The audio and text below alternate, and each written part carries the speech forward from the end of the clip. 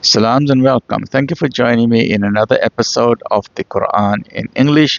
We are busy with basics for beginners and we are still busy with chapter number 7. A'udhu billahi minash shaitanir rajeem. Bismillahir Rahmanir Rahim, verse number 33, Surah Al-Araf, the Heights.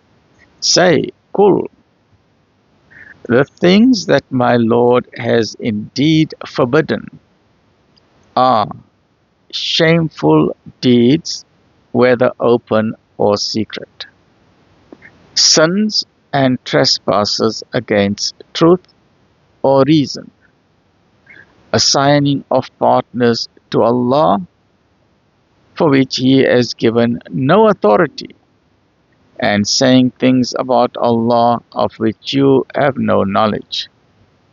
And this is very important. This first one here is to do with shame and modesty, whether open or secret. So this can apply to several things. It can apply to anything that's shameful. For example, if you steal from your boss, that is shameful. If you steal from the government, that is shameful. If you are a criminal, that is shameful. But there's also other shameful things with regard to modesty. People cannot walk around naked all over the street. There's rules and regulations. But somehow, and this is a different topic altogether, somehow people on the red carpet, the celebrities, they get away with walking around half naked. I don't know how that works. But if you walk in the street, if someone else does the same thing, then they will arrest you for that. And now with social media, I'm a bit perturbed that there's so much nudity going on, and people are forgetting that what they are doing in their bedroom, they are showing it to the entire world. Are they not ashamed that their mother and their father and their grandmother and their grandfather or their children are watching what they are doing just so to get extra likes and ticks? So it appears that human beings have lost their sense of shame and modesty. So please remember, God most merciful has created us as amazing, dignified human beings. We must not bring shame upon ourselves. Just because you are alone in your room doesn't mean that you can undress and try and get extra likes because of shameful things that you are doing, which should have been done in the privacy of your room under locked doors. But now you are showing that to the entire world. And these are wrong habits that the Gen Z are picking up. And from my own personal point of view, I think there should be some quality control insofar as what type of content is allowed and what is not allowed. Otherwise, we become so shameless that shameful things no longer bother people anymore. It's one of those things, we know what's happening. Now, myself as a medical doctor, we've seen private parts of everybody, so it doesn't really bother us so much. But I don't want to see someone else's naked body. Similarly, what about the Gen Z, a 12-year-old kid or a 14-year-old kid who's still growing up, naive and innocent? Why must they be exposed to these type of things? But that's a separate discussion. But the Quran is saying that God most merciful has forbidden these type of things, whether it's open or secret. But now the things that people used to do in secret in their bedrooms or in their own offices or in their own private areas, in hotel rooms, they are now shamelessly showing it to the entire world because of social media, because of the cell phone. And I cannot understand that logic. That baffles me. Because if you're doing something that's shameful, shouldn't you keep it quiet, hide it? Yet for a few likes, you are putting your nose into the ground. So we must just be very careful what we are doing. And in addition to that, God has forbidden sins and trespasses against truth or reason. And a very important fact, never ever say that God has partners or that Allah has partners. This is a very serious crime known as shirk. And the reason why it is a very serious crime and it is a big insult to the Supreme Creator is because then you are saying that the Supreme Creator is weak. and that He's not omnipotent. Whereas we know that the Creator is all powerful, He's all knowing, He needs no help, He needs no partners. But the minute you say He's got a son, you are insulting Him. The minute you say He's got a mother, you are insulting Him. He has never been born from anybody, nor does He have any children. He doesn't have a wife or a consort. So why do we insult God and we talk about Him with no knowledge? There are so many people who haven't even read the Quran, forget the Quran, they haven't even read their own divine scriptures, and they pass remarks about God as if they're experts. Don't they realize that God is recording what they are saying about Him? And they will be faced with all what they have said, whether it is anonymous social media posts, all of those are also being recorded. Anonymity on social media, or hiding your face on social media, or having an anonymous profile on social media, you can fool the people, but you cannot fool God. So we must be very, very careful what we say, how we say it, why we say it. And if you don't have knowledge on a certain thing, especially when it has to do with God or religion, then rather not comment.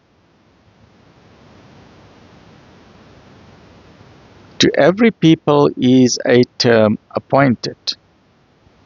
When the term is reached, not an hour can they cause delay, nor an hour can they advance it in anticipation.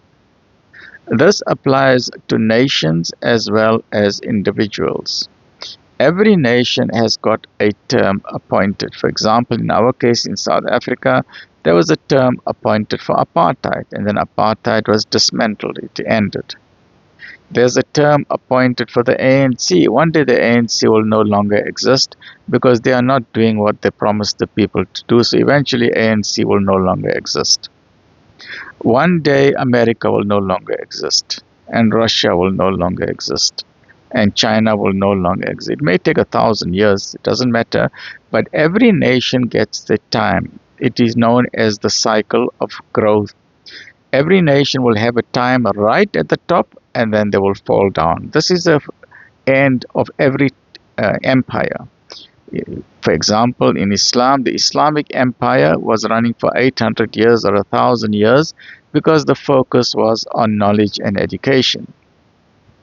So when the Muslims were focusing on knowledge and improving their brain capacity, then they were leaders of the world and leaders of humanity, and they discovered thousands of different discoveries and inventions which are worthy of outstanding Nobel Prizes. But obviously in those days there was no Nobel Prizes, right? But the discoveries were so amazing. And there was peace in the world because the focus was on knowledge and on education and on scholarly pursuits. And the Muslims were at the top of the world during the golden age of Islam for 800 years to 1,000 years. But gradually, when Muslims forgot about education and knowledge, and they started focusing on the external manifestation and simply on rituals rather than on the deeper issues, they then lost their leadership role in the world and came here at the bottom. But they are rising again because everyone goes through a cycle of up and down and up and down. America was non-existent. America at one stage was very down. It did not even exist. So the European nations came from Europe and they came to the Americas, and there was colonial invasion, and then there was the Industrial Revolution in America and various other achievements, and they've now risen to the top of the world. China was at one stage at the bottom of the world, but now China is at the top of the world. I don't know about you, but as far as I'm concerned, I think China is the number one country in the world, even though Americans, they pretend that they are the number one, but they are not the number one. At this point in time, I think China has got the most superior military weapons. They've got the most intelligent people on the face of the earth. And what I like about the Chinese people is not only their intelligence, but their humility. They are such humble people. And we make dua that Allah guides them to Deen al-Islam. The Japanese are such humble people, so intelligent, humble. People in the Far East, Japan, China, Japan, Korea, North Korea, South Korea, Vietnam, Cambodia, Thailand, Philippines. We must pray that must all come to Deen al-Islam because they're already half Muslims. Because to be a humble person is part of the Deen of Islam, whereas arrogance is part of Satan or Shaitan. So those countries or those presidential leaders who act with arrogance, they are being controlled by the devil without a shadow of a doubt. And one day they will fall because truth always prevails over falsehood and goodness prevails over evil without a shadow of a doubt. So every nation will have its appointed time and then it will fall, as what we saw like the Aztec Empire and the Persian Empire and the Roman Empire and so on. But on an individual basis, every single human being also has a time of birth and then a time of death. Everyone will have a last hour on earth.